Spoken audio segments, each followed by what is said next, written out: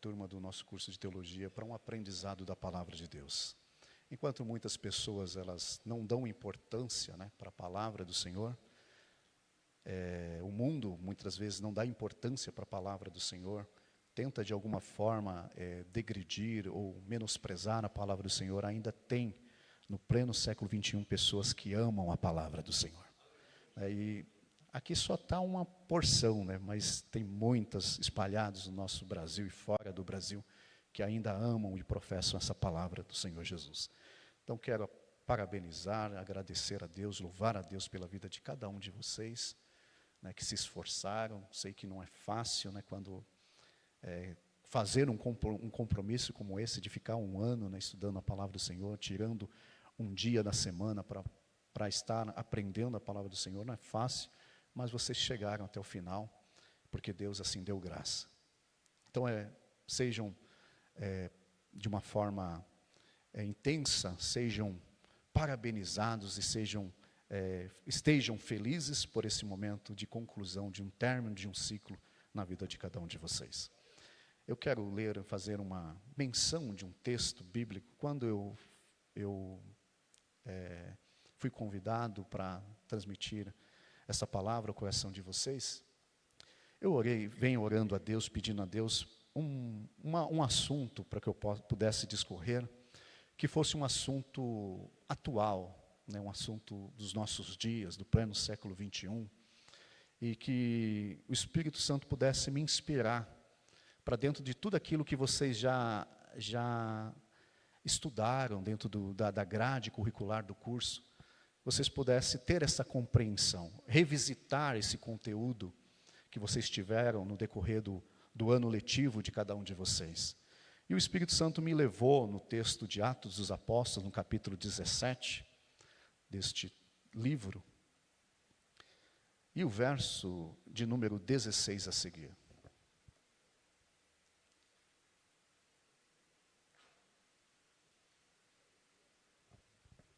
Livro de Atos dos Apóstolos, capítulo 16, ou melhor, capítulo 17, o verso 16 a seguir. Atos dos Apóstolos, capítulo de número 17, o verso 16 a seguir. A minha tradução é a tradução da NVI, mas acompanhe na sua tradução assim mesmo, e eu tenho certeza que o Senhor falará ao seu coração. Glórias a Deus. Diz-nos o texto: enquanto esperava por eles em Atenas, Paulo ficou profundamente indignado ao ver que a cidade estava cheia de ídolos. Por isso discutia na sinagoga com os judeus e com os gregos tementes a Deus, bem como na praça principal, todos os dias com aqueles que por ali se encontravam. Alguns filósofos epicureus e estoicos começaram a discutir com ele. Alguns perguntavam: o que está tentando dizer esse tagarela?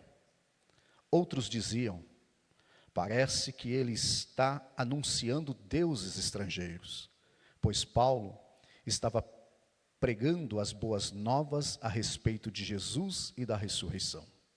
Então o levaram a uma reunião no aerópago, onde lhe perguntaram: podemos saber que novo ensino é esse que você está anunciando?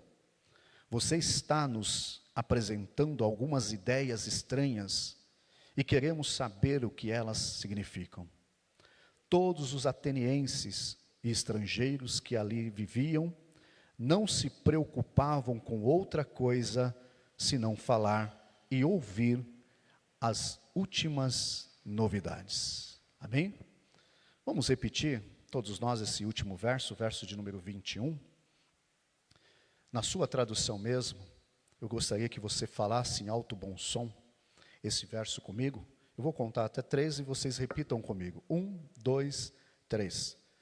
Todos os atenienses e estrangeiros que ali viviam não se preocupavam com outra coisa senão falar e ouvir as últimas novidades. Foi esse o texto que o Espírito Santo colocou em meu coração.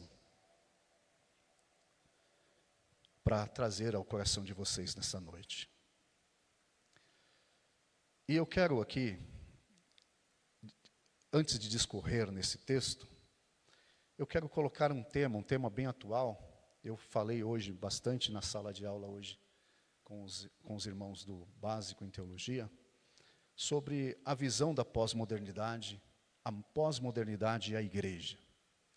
É sobre esse assunto que eu quero discorrer, um assunto atual, um assunto dos nossos dias, a pós-modernidade e a igreja. Para que nós pudéssemos aqui fazer um esboço dessa leitura, eu gostaria de falar para vocês, talvez vocês já estão cansados de ouvir, ou já teve contato com esse tema da pós-modernidade. Eu queria pontuar aqui alguns pontos, alguns princípios, algumas filosofias que pairam sobre essa pós-modernidade, para que vocês entendam o que eu quero transmitir, o que esse texto tão atual, ele tem a nos falar nessa pós-modernidade, que é o tempo que estamos vivendo hoje. Para entender um pouco sobre a pós-modernidade, a gente precisa olhar para este mundo e ver o avanço dessa tecnologia em massa individual, saturando qualquer tipo de informação e de diversos conceitos e serviços. Essa pós-modernidade, ela permeia sobre a moda, aonde se mistura os estilos antigos com os estilos atuais, essa mutação de estilos dentro do conceito da moda, aonde uma hora a moda, o que dita a moda é aquelas visitações dos conceitos de modas antigos, outra hora é alguma novidade que paira sobre essas questões da moda. A pós-modernidade na economia, ela passa pela sociedade de consumo, personificando em seduzindo este indivíduo a ser arrebatado para esse processo de uma moral hedonista, de uma moral onde busca o prazer imediato. Isso é a pós-modernidade, ela passa por esse caminho da economia, fazendo com que o indivíduo tenha ânsia de consumir e se consome de uma forma desenfreada. Aonde nessa pós-modernidade, o lugar, o templo de adoração dessa pós-modernidade é o shopping center. O altar dessa pós-modernidade é o shopping center, onde as pessoas se sentem prazer em consumir. Este é o altar e é o templo da pós-modernidade.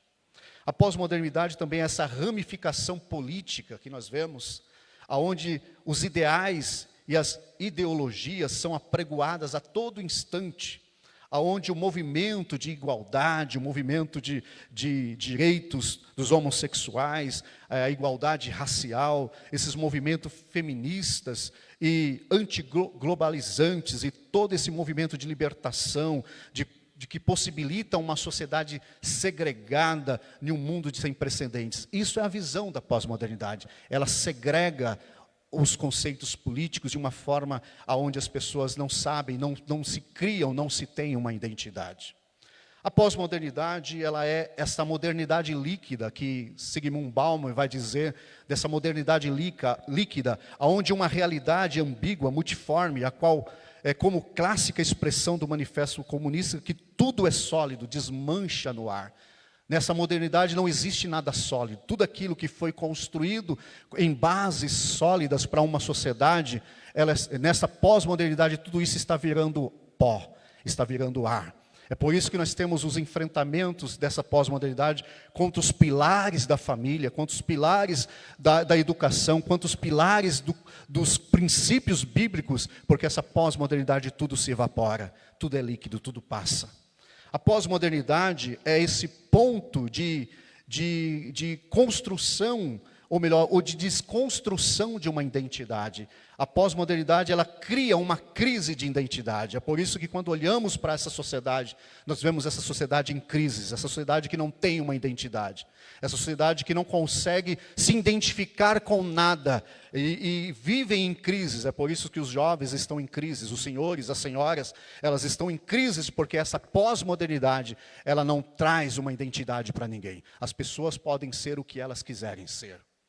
Esta é a pós-modernidade. A pós-modernidade é a globalização que altera as noções de tempo e de espaço, desaloja o sistema social, as estruturas fixas e possibilita um surgimento de pluralização dos centros e o exercício de poder. Então, essa pós-modernidade, ela vem com um conceito de globalização. Todo mundo tem contato com um sistema, e esse sistema não é um sistema único, porque a pós-modernidade, ela não apregoa um sistema único, ela apregoa essa fragmentação de sistemas.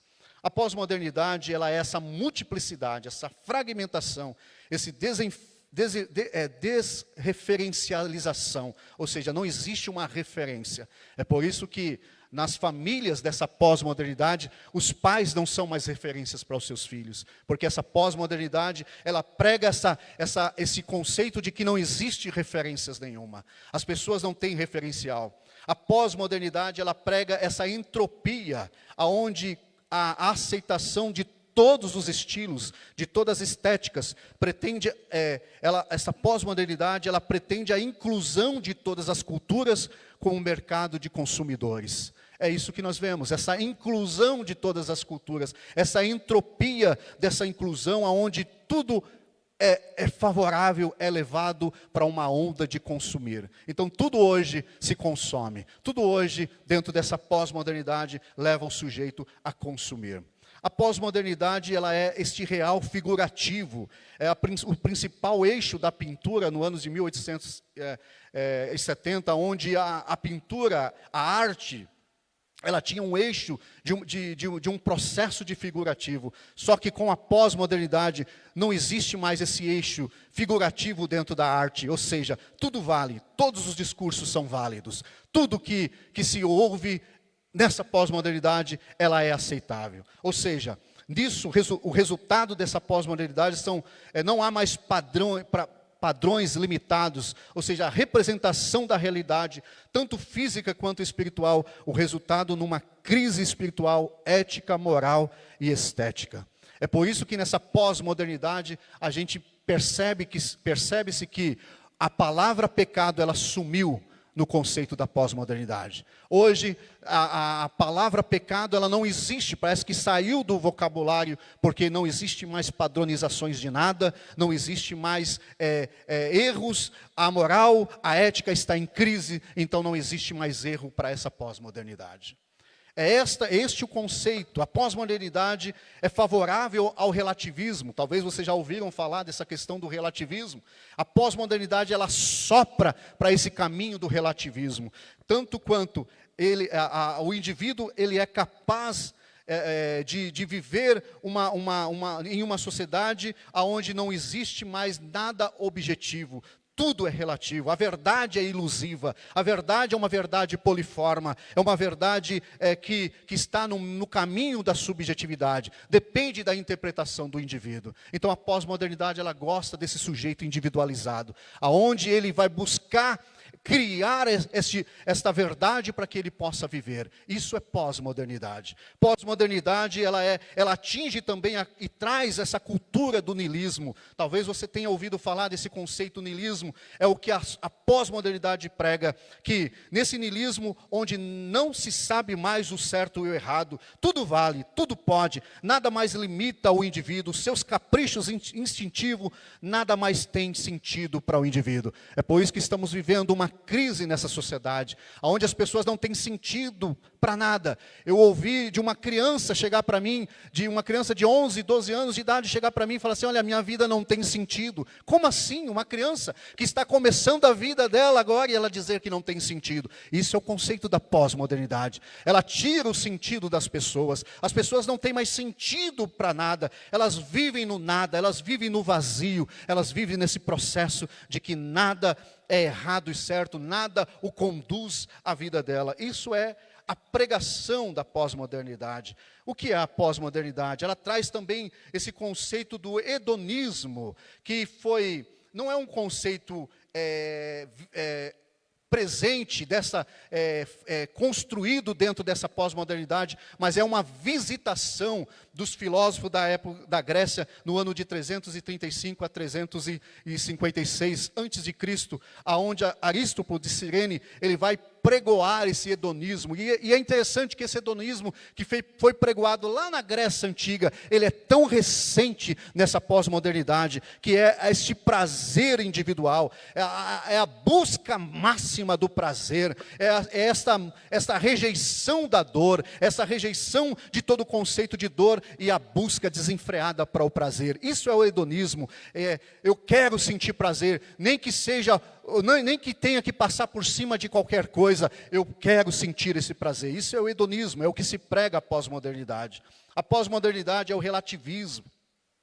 Relativismo pregado pelo filósofo Protágoras, que o certo e o errado, o bom e o ruim, é determinado pelo grupo social a qual cada um pertence. Ninguém que não faz parte da comunidade tem direito de opinar o que é certo, ético ou moral. Isso é a pós-modernidade. Ela passeia por esse relativismo. Ela passeia por esse relativismo onde nada é certo, nada é errado, dependendo do ponto de vista daquela sociedade.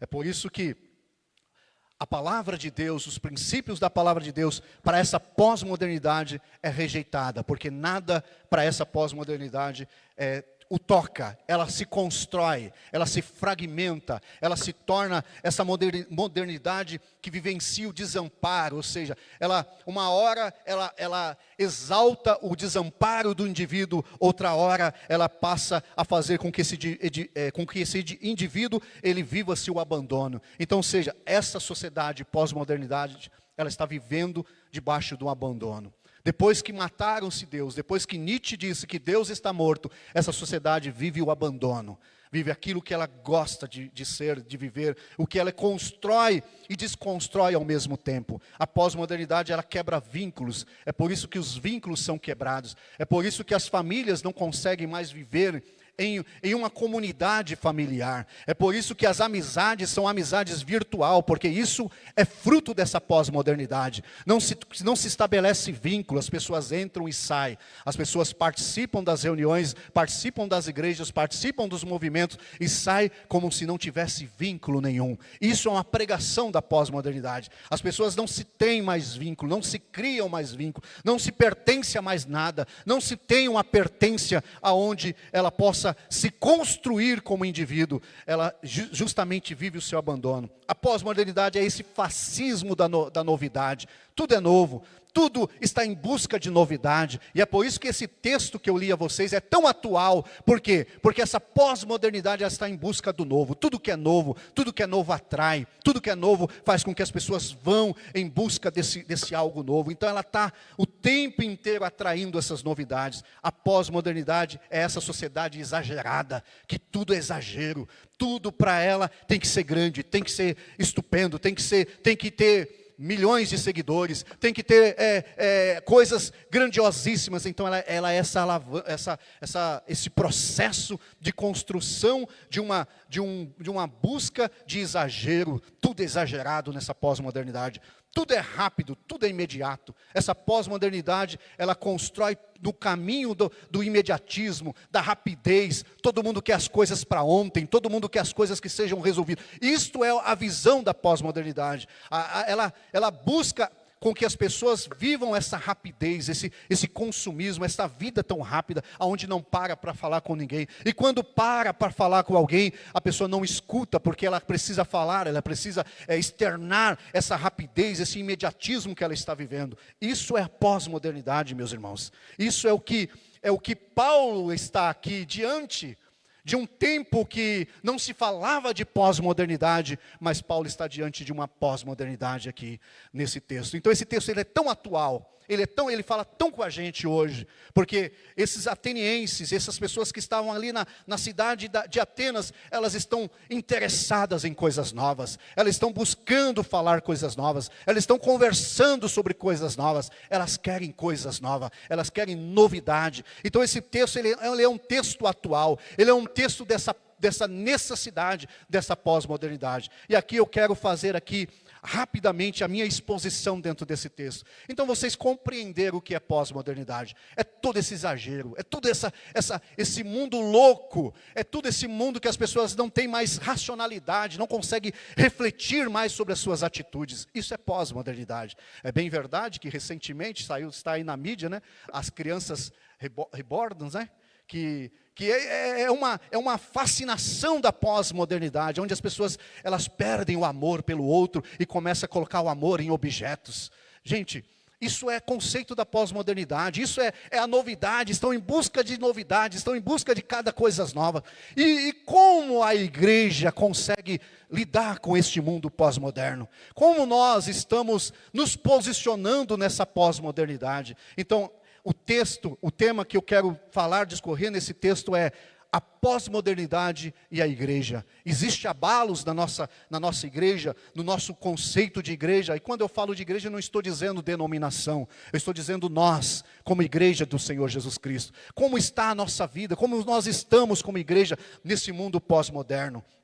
Nesse mundo onde a fragmentação, o exagero está todo o tempo ocasionando confronto com a nossa posição cristã. Paulo, ele está na segunda viagem missionária, ele está fugindo dos judeus que procuram tirar a sua própria vida, e ele se depara agora na cidade de Atenas. Atenas é uma cidade grega, onde possuía muitos deuses. Alguns principais, eu coloquei aqui alguns nomes principais dos deuses da Grécia, como Zeus, Eras, Poseidon, Atenas, Ares, Deméter, Apolo, Artemis, Éfeso, Afrodite, Hermes, Dionísio, Hades e Héstia. Tinha muitos outros, mas esses são os 14 principais deuses da Grécia. Então Atenas ela está tomada por esses deuses. E Paulo chega nessa cidade de Atenas. E quando ele chega nessa cidade de Atenas, a presença de Paulo, ela é diferente nessa cidade. Paulo, ele chega numa cidade e, se fosse nos dias de hoje, quando se chega em uma cidade, a primeira coisa que as pessoas fazem é ir para os shopping centers, né? É ir para as praças, para algum ponto turístico da cidade. Paulo ele não vai para nenhum ponto turístico da cidade. Paulo ele chega na praça, ele chega nessa cidade e ele não chega deslumbrando da novidade, da prepotência dessa cidade, das riquezas dessa cidade. Paulo chega nessa cidade e ele chega com indignação, com raiva, com uma raiva por ver uma cidade totalmente afundada na idolatria. A presença de Paulo nessa cidade, ela é uma presença diferente, é uma presença onde as pessoas olham para Paulo e vê que Paulo ele é uma pessoa diferente. Mas Paulo vai continuar pregando nessa cidade. Ele prega nas praças, ele prega na casa dos judeus que o recebe, e ele está indignado com essa idolatria. E Paulo não está trazendo nenhuma novidade para Paulo. Paulo está simplesmente, a pregação de Paulo, a presença de Paulo, a pregação de Paulo é única e exclusiva. Paulo está pregando a boa nova a respeito de Jesus e da ressurreição. É essa a pregação de Paulo, diante de um povo ateniense que está buscando novidade, está vivendo essa fervescente de coisas novas, de coisas atraentes, de coisas que pudessem falar, que pudessem pensar. E Paulo vai se sentir ali inconformado com essa idolatria, e ele começa a sua pregação na casa, ele começa a pregação ali com alguns gregos que aceitaram, que criam no Senhor, e ele vai pregando a sua mensagem a respeito de Jesus. Então a presença de Paulo nessa cidade foi uma presença diferente, foi uma presença totalmente inusitada. Por quê? Porque a presença de Paulo vai chamar a atenção dos filósofos daquela cidade. A presença de Paulo vai chamar a atenção dos filósofos que tinha o conhecimento nas mãos, que pensava ser proprietário do conhecimento. Então ele vai chamar a atenção para essa cidade. E eu quero aqui abrir um parênteses para contextualizar esta mensagem nos nossos dias, para nós como igreja. Como está a tua presença diante dessa sociedade, diante da pós-modernidade? Como é que está a tua presença? A tua presença. Não é a presença de Deus em você, é a tua presença diante dessa sociedade. Porque a sociedade está aí sem saber o que fazer, totalmente fragmentada, sem ter um norte, sem ter uma identidade, sem ter uma referência. E qual é e como está a tua presença diante dessa sociedade? A presença de Paulo, ela chamou a atenção daqueles filósofos. A tua presença, como está? Ela está chamando a atenção dessa sociedade? Ou você está se igualando a essa sociedade? Ou você está permitindo que este vento pós-moderno, ele venha soprar na tua vida e você está deixando que os princípios da palavra de Deus flua no teu coração? Como está a tua presença? Como está a tua presença na tua casa? Como está a tua presença no teu trabalho? Como está a tua presença lá onde você estuda? Como está a tua presença diante dessa sociedade pós-moderna? É interessante pensar sobre essa presença. Como está essa presença? A presença está atraindo pessoas a Deus? A tua presença, ela está falando sobre o Evangelho de nosso Senhor Jesus Cristo? Porque hoje, meus irmãos, não precisamos, o que nós aprendemos dos princípios da palavra de Deus é que não precisamos falar, precisamos ter testemunhos de serem servos de Deus, de serem crentes no Senhor Jesus Cristo. E como está a tua presença? A tua presença está falando sobre Jesus? A tua presença está pregando sobre Jesus? Como está essa tua presença? É um ponto para nós pensarmos. Como está a nossa presença diante dessa sociedade? As pessoas, como elas estão te vendo? Como o mundo vê a sua presença? Ou melhor, como Paulo aqui diante desses filósofos aqui que vão chamar a atenção, vão estar até mesmo curiosos para saber o que Paulo está pregando. E Paulo ali, diante deste mundo de ausências, desse mundo ateniense, que não tem o princípio da palavra de Deus, mas sim regida por um princípio filosófico, está preocupado, está querendo saber o que Paulo está trazendo. Este mundo aonde a presença muitas das vezes não é significativa, aonde muitas das vezes a presença do pai, da mãe, do esposo não é significativa, dos filhos em casa não são significativa. E Paulo vai chamar esta presença. Paulo vai permitir que a sua presença fale mais, fale de Jesus. E aí Paulo vai ser chamado pelos estoicos e pelos epicúreos. Quem são esses filósofos da Grécia? São pessoas que estavam ali discursando sobre o prazer da boa vida, da experiência pessoal, e eles evitavam a dor. Eram pessoas que queriam discorrer sobre o prazer da vida, o que é prazeroso, sem pensar na dor. Os estoicos são pessoas que eram mais disciplinados, pessoas com domínio próprio, mas buscavam uma posição indiferente diante daquela sociedade. São esses dois grupos de pessoas que estão interessados pela presença de Paulo, estão interessados em ouvir o que Paulo estava dizendo. E é interessante que esses atenienses, esses filósofos deste momento, eles vão ter Paulo como um tagarela, uma pessoa que fala, que joga a palavra tagarela no significado, significa o catador de sementes, aquele que é considerado pelos filósofos como amador, aquele que não tinha opinião própria, mas apenas escolhia determinados pontos entre as filosofias para sair dizendo. É a pessoa que não tinha domínio próprio. Então Paulo é visto por esses atenienses, esses filósofos, como alguém que estava estava falando de uma filosofia sem profundidade, sem conhecimento, sem um discernimento, porque Paulo está pregando sobre Jesus. Muitas das vezes a nossa presença, o que nós pregamos, vai soar para esta geração, para essa pós-modernidade, como algo infâmio, como algo insignificativo, como um mito. Você está pregando um mito sobre Jesus. É isso que a filosofia aí da pós-modernidade diz para a igreja do Senhor. Isso é mito, isso é filosofia. Muitas vezes seremos visto e ouvido desta forma, mas Paulo persiste em pregar Jesus. Paulo persiste em falar da ressurreição de Jesus. Paulo se posiciona, mesmo sendo visto e considerado como um homem que está catando a semente, está juntando uma filosofia humana. Paulo, ele persiste, porque Paulo sabe em quem ele tem crido e quem ele serve. Paulo representa, por isso que muitos textos de Paulo, você vai ver Paulo dizendo que ele vive Cristo e Cristo vive nele.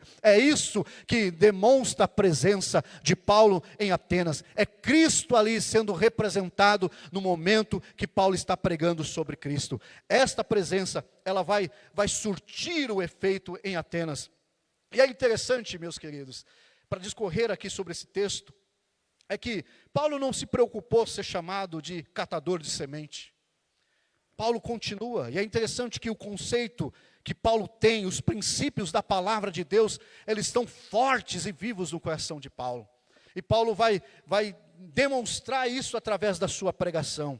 O que Paulo está pregando, o que Paulo ensina sobre Jesus. Muitas das vezes, irmãos, o que precisamos não é essas novidades que nós estamos vendo. Quantas novidades a gente escuta no mundo cristão, em cima de púlpitos, os pregadores preocupados em trazer novidades para dentro da igreja. Nós não precisamos trazer novidades. Eu não preciso pregar aqui algo que você nunca ouviu falar. O que eu preciso pregar aqui é algo que você está acostumado sempre ouvindo falar sobre Jesus, sobre a ressurreição, sobre arrependimento, perdão de pecados. É isso que precisamos pregar. Não, o mundo está correndo em busca de novidades. Essa pós-modernidade está fazendo com que as pessoas buscam essa pós-modernidade, mas a presença da igreja nessa pós-modernidade precisa ser única, de pregar Jesus como Ele é, sem precisar estar enfeitando nessa pós-modernidade. É isso que nós precisamos, irmãos. E Paulo vai dizer isso. Paulo não está pregando nada novo no conceito dele. Talvez para os atenienses era uma coisa nova, mas para Paulo nada era novo. Porque desde a fundação do mundo, desde que o mundo não foi criado, já o plano redentor de trazer Jesus, a crucificação e a ressurreição, por amor a nós, por perdão de pecados à humanidade, já estava estabelecido. Então, não é nada novo. A palavra de Deus não tem nada novo, nada de novidade. A palavra de Deus, ela é simples, ela é perfeita, ela é eterna. Ela não precisa ter essas nuances de pesquisar. Nós estamos vivendo um momento onde as pessoas estão trazendo sempre o grego aramaico, grego hebraico, aramaico, nas pregações. Gente, as pregações não precisam mais de interpretação. O próprio Espírito Santo já interpreta. A partir do momento que você lê um texto bíblico, você explana um texto bíblico, parafraseando o texto bíblico, o próprio Espírito Santo vai interpretando. A pós-modernidade, ela busca a interpretação pela própria vontade, pelo aquilo que eu quero. É por isso que tem muitas pessoas dentro da igreja que não conseguem se arrepender, porque ela está interpretando a Bíblia do jeito que ela quer interpretar. A Bíblia não é interpretada do meu jeito, da minha forma, daquilo que eu quero. A Bíblia, ela é interpretada pela chave hermenêutica chamado o Senhor Jesus Cristo. É através dele, é sobre ele, é através dele, através do Espírito dele, que nós conseguimos chegar na interpretação daquilo que Jesus quer falar à sua igreja e ao seu povo. Queridos, Paulo não se preocupa sobre isso, ele vai ministrar a palavra. A mensagem de Paulo era uma mensagem simples, é uma mensagem sobre Jesus. A mensagem da igreja, ela tem que estar confrontando essa pós-modernidade. Elas têm que estar indo contramão a essa pós-modernidade. Por quê? Porque nós não pregamos essa libertinagem, essa fragmentação. Nós pregamos os princípios de Jesus Cristo, os princípios da palavra do Senhor, aquilo que Ele nos ensinou, aquilo que aprendemos dos nossos antepassados. Essa pós-modernidade, ela não valoriza a história. E muitas das vezes as pessoas não estão valorizando as histórias de homens santos de Deus que pregaram a palavra de Deus, que trouxeram os princípios da palavra de Deus até nós, e a gente fica buscando enfeitar, buscando interpretar aquilo que não é interpretado, aquilo que Jesus disse, isso é pecado, a gente quer dar um jeitinho para que isso não se torne pecado para a nossa vida. Meus irmãos, eu chamo vocês aqui para essa conscientização. Aqui tem pessoas, eu estou falando com um grupo de pessoas aqui que passaram um ano fazendo básico em teologia, passaram 2 anos se preparando no médio em teologia. Eu acredito piamente que você é um indivíduo, um crente, um servo do Senhor, que procura se debruçar diante da palavra de Deus. Então é para você, não precisa dar jeito de interpretação. Se a palavra de Deus, ela está dizendo, ela está vindo para uma correção, para aplicar os princípios básicos da palavra dele, a gente precisa aplicar os princípios básicos. Não estou falando aqui de novidades de púlpito, de igreja, porque o que nós estamos vendo é pastores preocupados com o movimento de novidade na liturgia do culto. Não é isso, não é esse a discussão que Paulo traz aqui nesse texto. Não é se a igreja é preta, se a igreja é vermelha, se a igreja tem luzes, se a igreja tem banda ou não tem. Não é isso que Paulo está dizendo. Paulo está dizendo que nesse princípio da novidade, que a pós-modernidade prega, é um princípio que está varrendo os princípios da palavra de Deus. A palavra de Deus está sendo varrida. Os princípios da palavra de Deus estão sendo varridos dentro dessa igreja que somos nós. Então nós estamos perdendo os princípios da palavra de Deus. Está sendo varrido. Então isso tudo está sendo normal, tudo está sendo relativo. A pregação eu preciso interpretar do meu jeito. O pastor pregou lá, eu não gostei, eu vou fazer uma releitura dessa interpretação. Nós estamos vivendo uma pós-modernidade onde se fala de uma reinterpretação da Bíblia, onde a Bíblia do jeito que está não serve mais. Precisa tirar alguns textos da Bíblia, precisa afastar alguns conceitos da Bíblia, porque esses conceitos são antigos, não se aplica nessa pós-modernidade. Isso, irmãos, é o que eu estou chamando a vossa atenção. Precisamos nos posicionar dentro dos princípios da palavra de Deus. E os princípios da palavra de Deus não é só para ser pregado, mas é para ser vivido. É para ser vivido na alma. É por isso que Paulo, a sua presença, ela faz a diferença em Atenas. Porque Paulo não somente prega Jesus, Paulo vive Jesus. Paulo está apresentando Jesus através da sua vivência, através do seu comportamento, através da sua imagem como ser, como pessoa. A imagem, a pessoa, a persona de Paulo prega Jesus em Atenas. A persona de Paulo transmite Jesus em Atenas. Precisamos voltar aos princípios da palavra de Deus, irmãos. Precisamos sair desse raso de novidade, criando as novidades, interpretando as novidades. Isso é a pós-modernidade. Ela é essa frenesi de novidade. É essa busca por essas novidades. E é por isso que não se cansa. Hoje se faz um carro de 2025, já com o modelo de 2026, já estão programando o modelo de 2027, e aí vai, ou seja, é um conceito desenfreado, sempre projetando um futuro para um consumismo, e a igreja muitas vezes se abarca nesse vento dessa pós-modernidade e se esquece dos princípios da palavra de Deus. A palavra de Deus, ela tem princípio, ela não muda. A doutrina bíblica, ela não muda, ela tem princípios, ela não dá para se negociar, não dá para dar um jeitinho. A palavra de Deus é assim. Então se é para se arrepender, precisa voltar às origens do conceito bíblico de viver uma vida com Cristo. Não é isso que nós estamos vivendo, não é isso que a sociedade, a pós-modernidade está pregando, e a igreja precisa, irmãos, se brindar sobre isso. E de que forma a gente se brinda? Pelos estudos, pela pregação da palavra do Senhor, conhecendo a palavra do Senhor, aplicando os princípios da palavra do Senhor dentro da nossa vida. Isso nós vamos nos brindando desse conceito pós-moderno. É por isso que as famílias estão destruídas, os casamentos estão fraquejando, os divórcios estão subindo em um número alarmante, não só nesse mundo pós-moderno, mas isso atingindo a nossa igreja, a nossa comunidade cristã, aonde não se discutia princípios de casamento, hoje se discute princípios de casamento. Então o que a gente precisa aprender nesse texto que Paulo nos ensina aqui? É se ater aos princípios da palavra de Deus, a esse Deus que a pós-modernidade não conhece, a esse Deus, a este manual ético que nós temos em mãos, que é a palavra do Senhor. O mundo não conhece, ou o mundo está dizendo que isso aqui não serve, nós precisamos dizer isso serve. É como o Salmo de número 1, que diz que o bem-aventurado, o varão, que não anda segundo os conselhos dos ímpios, ele não se atém às rodas dos pecadores, ou seja, ele é um varão que ele vai conduzir um caminho através de princípios, através de propósitos diante de Deus. É isso que precisamos nos posicionar nessa pós-modernidade, irmãos.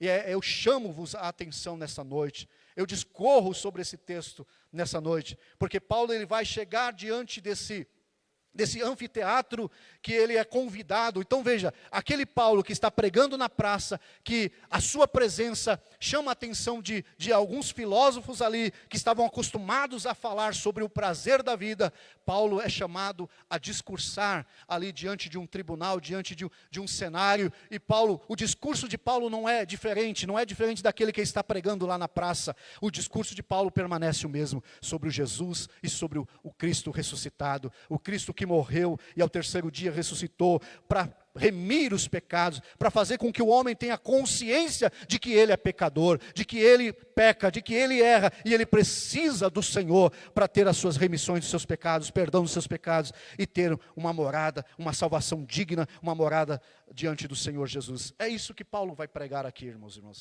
E ele vai pregar sobre esse Deus que os atenienses não conheciam, esse Deus que os atenienses colocam como um Deus desconhecido. Ele vai discorrer que não era um Deus desconhecido, não era novidade para eles. Eles simplesmente não queriam debruçar de algo que já há muitos anos, desde a fundação do mundo, já estava proposto para eles. Então eles querem novidades, eles não querem aquilo que já os antepassados já diziam, que a mensagem de Deus, do Senhor, já tinha sido pregoada. Eles não querem nada disso, eles querem o novo. E Paulo vai dizer, então esse novo que vocês tanto buscam, que vocês querem freneticamente, esse novo, ele é Jesus. Ele é Jesus, ele é o Senhor, que morreu, ressuscitou ao terceiro dia, e ele veio buscar e salvar aquele que se havia perdido. Oh, irmãos, eu sinto a graça do Senhor aqui nesta noite.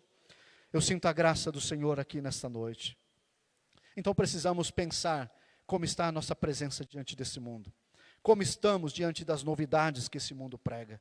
Como estamos diante dessa pós-modernidade que a igreja, enquanto estivermos aqui, nós precisamos enfrentá-las. E precisamos nos posicionar através dos princípios bíblicos da palavra do Senhor. E esta mensagem de Paulo, para finalizar, ela vai ter resultados de pessoas que vão conhecer, vão se aproximar e vão ter Jesus em vossos corações. E aí se funda uma igreja dentro de um contexto de pós-modernidade. Uma igreja que ela não negocia os princípios. Uma igreja que ela permanece na oração, no jejum, na consagração, na busca do Espírito Santo, na entrega no altar de Deus. É esses princípios que nós precisamos voltar, meus irmãos. Não devemos permitir que esse vento da pós-modernidade varra do nosso meio, mas que precisamos nos assegurar nesses princípios bíblicos, nos assegurar naquilo que Jesus nos ensinou, naquilo que o teu pastor, o teu pai na fé te ensinou, no que a palavra de Deus te orientou. É isso que nós precisamos nos assegurar, para que nós possamos ter uma igreja forte, cheia de Deus, e quando o mundo olhar para você, ele olha e vê Cristo em você. Cristo em vós, esperança da glória. Que curve a tua cabeça nesse momento, feche os teus olhos. Pai, em nome de Jesus, precisamos abraçar esse desafio, Senhor, e viver esses princípios da tua palavra. Somos uma igreja no meio dessa pós-modernidade, dessa bagunça toda neste mundo. Essa bagunça que o mundo está desenfreado, nós somos uma igreja que estamos no meio desta bagunça, mas não participamos dessa bagunça, porque nós alienamos a nossa vida nos princípios da Tua palavra, naquilo que o Senhor nos ensina. Então, Senhor, se nos perdemos, se algumas vezes, se algum momento nos perdemos da nossa identidade, dos nossos referenciais, daquilo que seguimos como história para a nossa vida, precisamos, ó Pai, nesta noite, que o Teu Espírito nos torne a voltar aos princípios da Tua palavra, aos referenciais que o Senhor colocou em nossos caminhos, e construirmos uma história diferente dentro desse mundo pós-moderno, Senhor. Em nome de Jesus, Pai, ser conosco, meu Senhor, nos fortaleça, Espírito Santo, nos dê graça, nos dê ousadia, para quando pudermos e quando formos confrontados com essa pós-modernidade, nós possamos dizer não, e abraçar a cruz, e abraçar o sacrifício, e abraçar a renúncia, e abraçar o momento de oração, de consagração, e uma vida santa e digna diante da Tua presença. É o que eu peço e agradeço em nome de Jesus. Que Deus os abençoe, que o Senhor fale mais alto em seu coração, Que o Senhor te inspire para que você continue nesses princípios que Ele determinou para que você cumprisse e seguisse, em nome de Jesus. Obrigado. Que as palmas engrandeçam o nome do Senhor. Pastor Rogério Del, assuma aqui, em nome de Jesus, para dar continuidade a esse momento solene da formatura aqui no nome de Jesus. A paz do Senhor Jesus.